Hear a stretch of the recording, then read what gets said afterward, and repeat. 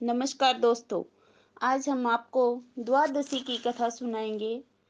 सुनिए। इस दिन दीपदान करने की परंपरा है।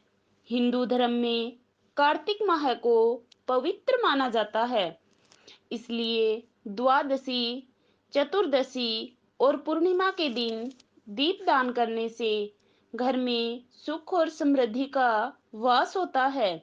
योगेश्वरा द्वादशी हिंदू पंचांग के अनुसार कार्तिक माह में मनाई जाती है। इस दिन को चिलुका एकादशी भी कहा जाता है। इसके साथ ही सिर बड़ी द्वादशी भी कहा जाता है। पौराणिक मान्यताओं के अनुसार योगेश्वरा द्वादशी के दिन भगवान विष्णु, माता लक्ष्मी और ब्रह्मा जी के साथ वृंदावन आते हैं। इस दिन भगवान विष्णु की पूजा करना लाभदायक माना जाता है। इस दिन पूजा करने वालों को स्वास्थ्य, धन और समृद्धि जीवन का वरदान मिलता है। इस दिन माता तुलसी की विशेष पूजा की जाती है। तुलसी पर भगवान विष्णु की विशेष कृपा मानी जाती है। इस दिन के लिए विशेष मान्यता है कि इसी दिन यानी योगेश्वरा एकादशी के दिन ही माता लक्ष्मी और भगवान विष्णु ने विवाह किया था।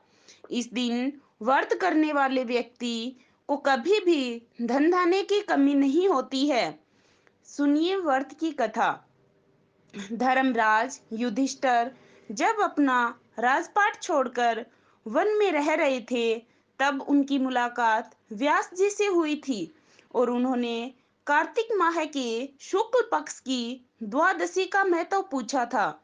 व्यास जी ने उन्हें एक बरगद के पेड़ के नीचे ले जाकर उन्हें बताया कि इस दिन समुद्र मंथन के दौरान माता लक्ष्मी अमृत का कलश लेकर प्रकट हुई। तब भगवान विष्णु के प्रसन्नता के आंसू गिरने से वहां तुलसी का जन्म हुआ। इसके बाद भगवान विष्णु ने कहा कि तुम पूरे संसार को पवित्र करने की क्षमता रखती हो, इसलिए ऐसा कहा जाता है कि तुलसी भगवान विष्णु की सबसे प्रिय है। जब व्यास जी की कथा सुना रहे थे, तभी उस बरगद के पेड़ के बीच में से दो टुकड़े हो गए और उसमें से दो देव समान पुरुष निकलकर सामने आए और उनके आगे झुककर कहा कि आप ही हमारे प्रभु हैं। उसमें से एक पुरुष ने बताया कि वो देवलोक से है और एक बार एक सन्यासी की तपस्या भंग करने के कारण उसे श्राप मिला था कि वो ब्रह्म राक्षस में परिवर्तित हो जाएंगे। और जब आज आपने भगवान विष्णु, माता लक्ष्मी और तुलसी की कथा कही तो हम मुक्त हो गए। इसके बाद दूसरे पुरुष ने कहा कि मैं एक ब्राह्मण का बेटा हूँ और गुरुकुल में पढ़ते हुए एक बार अपने गुरु की आज्ञा का पालन न किया, तो गुरु के श्राप के कारण तो मुझे ब्रह्म राक्षस का श्राप मिला था। आज माता तुलसी की कथा सुनने के बाद हम मुक्त हो गए हैं।